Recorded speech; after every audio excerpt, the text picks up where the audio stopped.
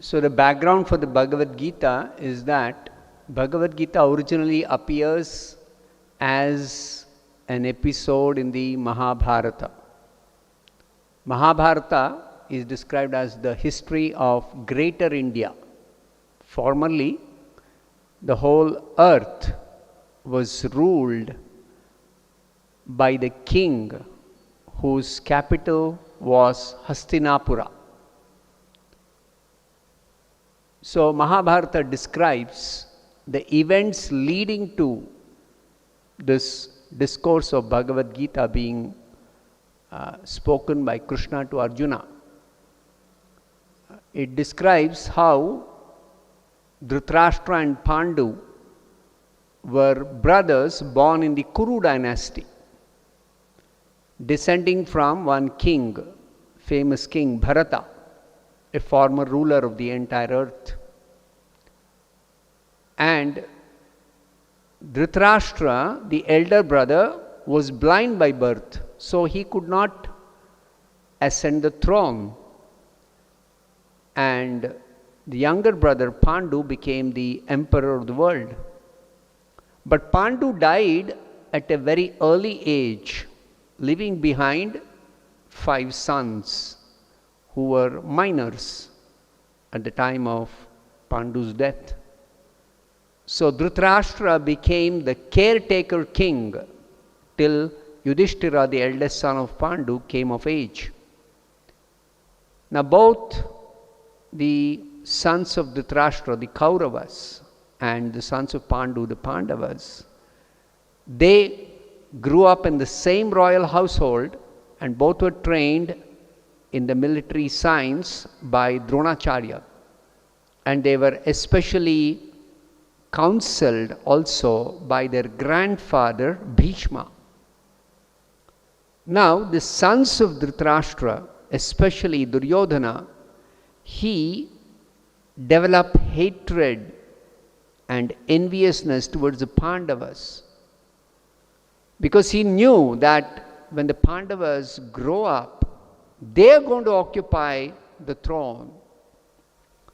So somehow, with the consent of Dhritarashtra, Duryodhana plotted to kill the Pandavas, but by the protection of Vidura and Krishna, the Pandavas escaped all the attempts of Duryodhana.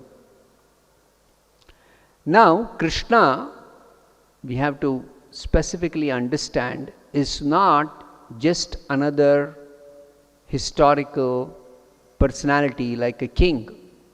Of course, Krishna was the king of Dwarka at that time, but Krishna is the supreme personality of Godhead. And he has descended to this earth in order to uphold eternal religious principles.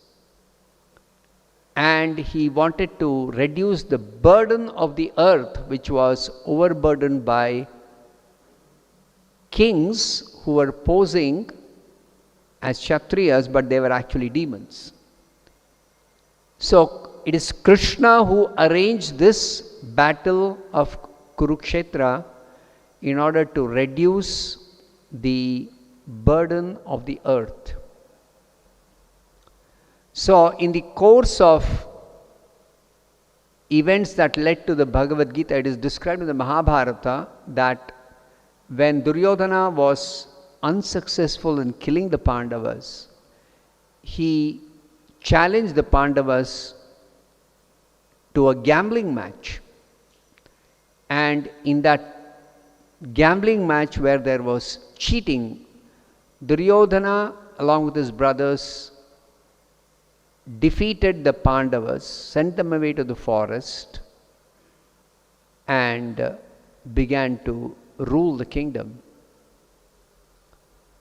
Now, the understanding was, after the exile, the Pandavas will get back their kingdom. But when the Pandavas completed their exile, term of exile, 13 years, Now, they went to Duryodhana and asked him for their own kingdom, but Duryodhana refused.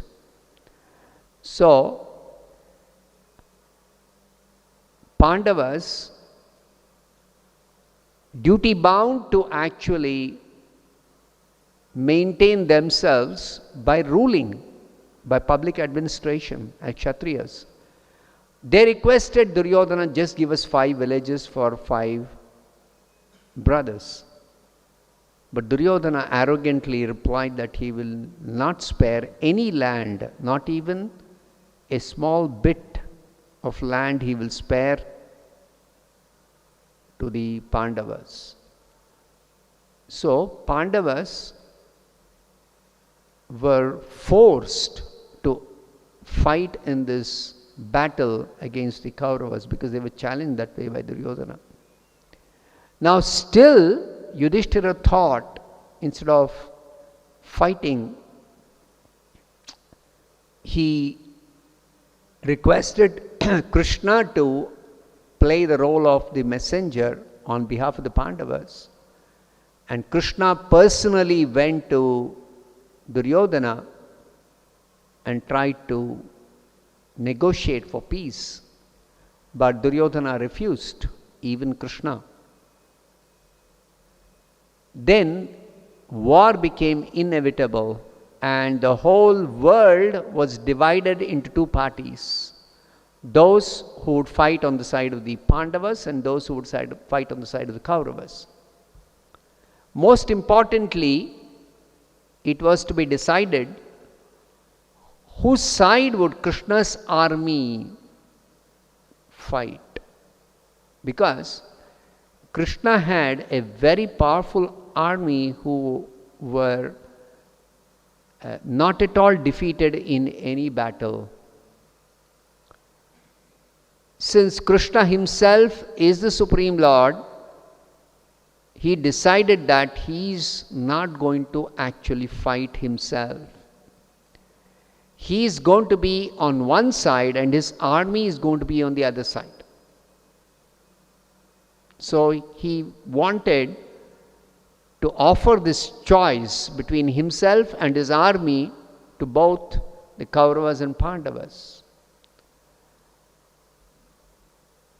Now Duryodhana, he was making material calculations and he thought, since Krishna's army is very powerful and Krishna himself is not going to fight, so he wanted Krishna's army on his side. Arjuna was not making calculations like Duryodhana. Arjuna wanted Krishna on his side. So when Arjuna chose Krishna, Duryodhana was very happy to have Krishna's army on his side. And Arjuna was actually also very happy to have Krishna on his side. Because Arjuna knew that it is important to have Krishna rather than his army. So this is where both the armies have assembled to fight and the Bhagavad Gita begins. So the Bhagavad Gita begins with a question by Dhritarashtra. Dhritarashtra's question is being asked to his secretary Sanjaya. Dhritarashtra is sitting in Hastinapura. The battle is arranged to be fought in Kurukshetra. Because Sanjaya was a student of Vyasadeva, disciple of Vyasadeva, so by Vyasadeva's mercy, Sanjaya was able to envision the battlefield sitting in Hastinapura. And thus, Sanjaya was describing to Dhritarashtra the events that were happening on the battlefield of Kurukshetra. So Dhritarashtra's inquiry was, after assembling in the place of pilgrimage at Kurukshetra, Dharmakshetre Kurukshetre. He particularly mentions Kurukshetra, the place where the battle is going to take place, as Dharmakshetra, a place of pilgrimage. He is asking Sanjaya, being desirous to fight. What did my sons and the sons of Pandu do? This is because Dhritarashtra is very anxious about the outcome of the battle. And he knew that the holy place will have a favorable influence on the Pandavas, because Pandavas were very virtuous. Still, he was hoping that somehow his sons will win the battle. And Sanjaya, in reply to Dhritarashtra's question, he began to narrate the different incidents that were taking place on the battlefield of Kurukshetra. So Sanjaya began to describe the situation that both the armies have assembled, yes. Now after Duryodhana saw the Pandava army, he immediately went to his teacher Dronacharya and began to speak.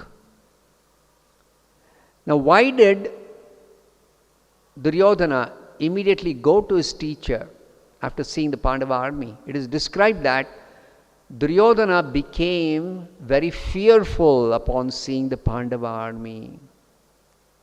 But to cover up his fear, he diplomatically went to Dronacharya in order to assess the relative strengths of both the armies. So he began to describe the relative strength of both the armies, especially mentioning the Maharathis on both sides. And his conclusion was that our strength is immeasurable because we are perfectly protected by Bhishma, the most experienced and the greatest of all generals. And the strength of the Pandavas being protected carefully by Bhima is very limited. So he concluded that he is going to be victorious in the battle. We should also remember that the Mahabharata describes on the Kaurava side there were 11 Akshohini divisions of soldiers. And the Pandavas had just 7 Akshohini divisions. So Pandavas had lesser number of experienced generals, had a smaller strength of army. Pandavas had Krishna on their side, but Krishna had taken a vow not to engage himself in fighting with any weapons. And Arjuna had Krishna as his chariot driver. So, the assessment of Duryodhana seemed to be well calculated, that Duryodhana's strength was actually much, much greater than the strength of the Pandavas. Now, Bhishma, who was fighting on the side of Duryodhana, the Kauravas, he could understand what was Duryodhana's feeling when he approached Dronacharya. Bhishma could make out that Duryodhana had become very depressed on seeing the Pandava army. So Bhishma wanted to cheer up Duryodhana, and he began to blow his conch shell very loudly, assuring Duryodhana that Duryodhana has the full support of Bhishma and all the others on his side. As soon as Bhishma blew his conch shell, all the others on the Kaurava side loudly blew their respective instruments. And this sound of the different instruments became very, very tumultuous. After they finished blowing all their instruments, on the other side, the Pandavas, beginning with Krishna, then Arjuna, Bhima, Yudhishthira, Nakula, Sahadeva, and so many other kings, on the Pandava side began to blow their respective conch shells.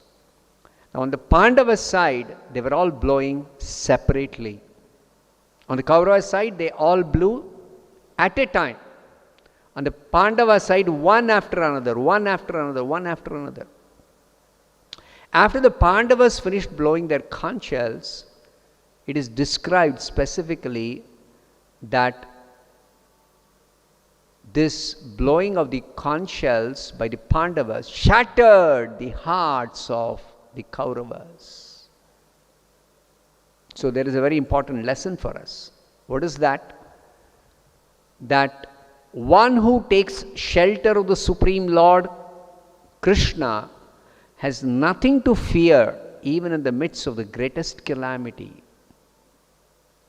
See, when the Kauravas were blowing their conch shells, the Pandavas were not at all affected. When the Pandavas blew their conch shells, the Kauravas became completely fearful of the blowing of the conch shell. The battle has not begun yet. It is just the blowing of the conch shells. That itself shattered the hearts of the Kauravas. After that, Arjuna requested Krishna, please take my chariot between the two armies so that I can see against whom I have to fight. So Krishna drew up the chariot in the midst of both the armies. Now Krishna is the Supreme Personality of Godhead, but he has agreed to engage in the service of his devotee Arjuna. This is one of the special qualities of Krishna. He is described as Bhakta Vatsala.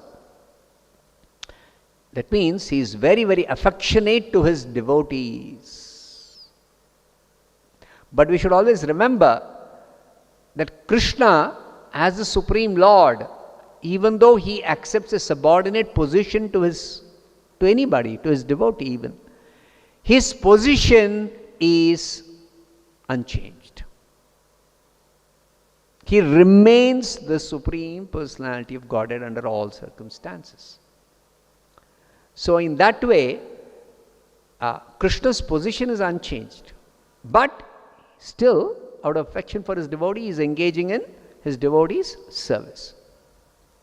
So what did Krishna do? He took the chariot and stopped right in front of Bhishma and Drona and told Arjuna, look at the Kuru army. What did Arjuna see? Arjuna saw all different grades of relatives. It is described in detail.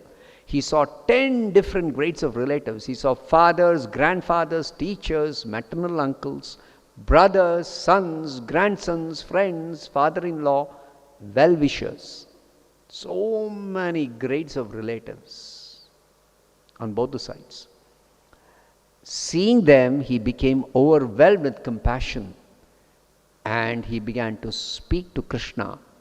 My dear Krishna, seeing my relatives present before me in a fighting spirit, my body is quivering. My mouth is drying up. My hair is standing on end. My bow Gandiva is slipping from my hand. And my skin is burning. I am forgetting myself. My mind is reeling. I am unable to stand here anymore for fighting. Now it is explained, such symptoms in Arjuna were not due to any weakness of heart. Arjuna was not afraid seeing the opposite army. Unlike the Kauravas, it is already described. No, Arjuna was not afraid. These symptoms were due to his soft-hearted nature because Arjuna is a pure devotee of Krishna. So it is described in the Srimad Bhagavatam, one who has pure devotion, yasyasti bhakti bhagavati akinchana, Sarvair gunaistatra samasate suraha. All good qualities that are to be found in demigods are found in a pure devotee of Krishna. So therefore, Arjuna, after experiencing this kind of symptoms, he began to consider what are the consequences of fighting this battle and killing the enemy. He told Krishna, how can there be any good by killing our own kinsmen in this battle? So Arjuna says, I don't want any victory. I don't want any kingdom. I don't want any royal happiness. Because sin will overcome us if we kill our enemies.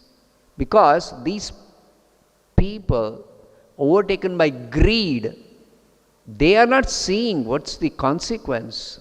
They are ready to destroy a whole dynasty. Why should we engage in these sinful activities? Then he traces what happens. If the dynasty is destroyed, the eternal family tradition is completely vanquished. What happens then? The rest of the family becomes involved in irreligion. Then women are unprotected, they become corrupt, there is unwanted population. Then with the increase of unwanted population, family traditions are destroyed. Then there is no offering of oblations to the forefathers. Now, due to evil deeds of these destroyers of family tradition, all kinds of community and welfare projects are completely devastated. Then what is the result of all this? Those who destroy family traditions always dwell in hell. So what's happening? By fighting in this battle, engaging in sinful activities, simply for some royal happiness, we are prepared to commit greatly sinful activities leading us to suffer in hell. So saying this, Arjuna, he simply set aside his bow and arrows and sat down on his chariot. See, Arjuna had stood up to see the enemy. But now, after observing the enemies, he sat down on his chariot, his mind overwhelmed with grief at the prospect of having to fight against his own kinsmen. And the conclusion of this chapter is that Arjuna is a kind and soft-hearted person in the devotional service of the Supreme Lord. Such a devotee is fit to receive self-knowledge. So this first chapter of the Bhagavad Gita describes how the stage is set for Krishna to speak the Bhagavad Gita, instruct Arjuna in the subject matter of self-knowledge, Brahma Vidya. Bhagavad Gita has two very important subjects. Brahma Vidya, the science of the self or the science of the soul, and Yoga Shastra, the science of yoga. So Brahma Vidya and Yoga Shastra, these are the two very important subjects that are delineated by Krishna in the Bhagavad Gita. So this is the end of the first chapter. Beginning with the second chapter, Krishna will speak the science of the soul and the science of yoga. Through Arjuna, Krishna is going to enlighten us. Krishna is making Arjuna his student to speak this Bhagavad Gita for our benefit. So I'll stop here. Srimad Bhagavad Gita ki jai, Srila Prabhupada ki jai.